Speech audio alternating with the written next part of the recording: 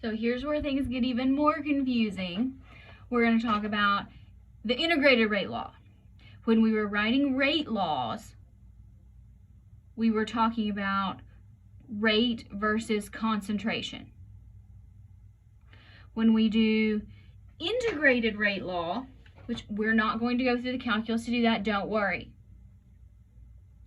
Some of you might be a little bit disappointed, but we're not going to do that. So, using integrated rate law, when you're determining how a reactant concentration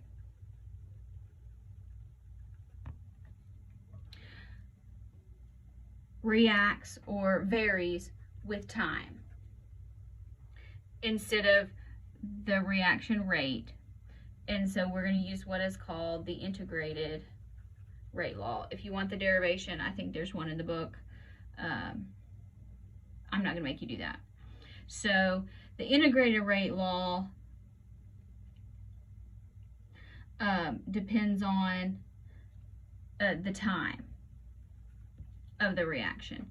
So you can look at this graphically and you can plot variations of the concentration of the reactant you're investigating versus time. And when you look at it, you can actually use this to determine the order and the rate law itself. So it can be helpful depending on the data that you're given. So you kind of have to look at the chart.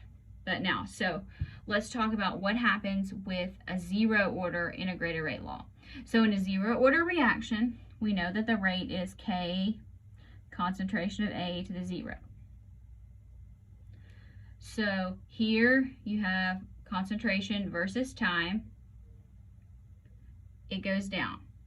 So we know that the graph here is linear. So it's going to look like a line.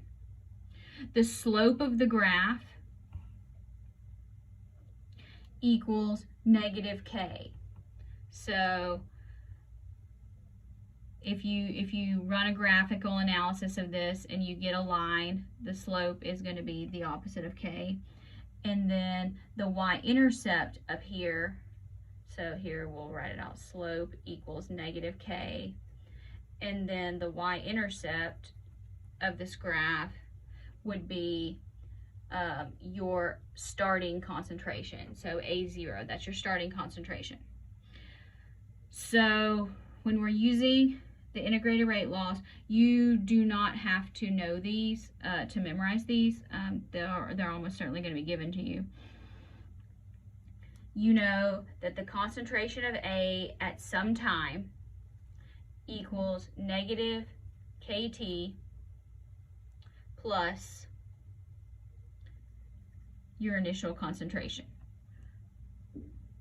So here the slope is negative, but so the slope is negative.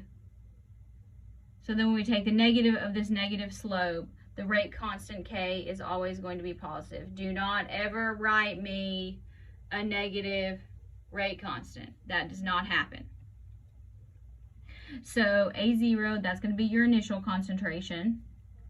And then A sub T is your concentration of A at any time. These are going to be generally what's given to you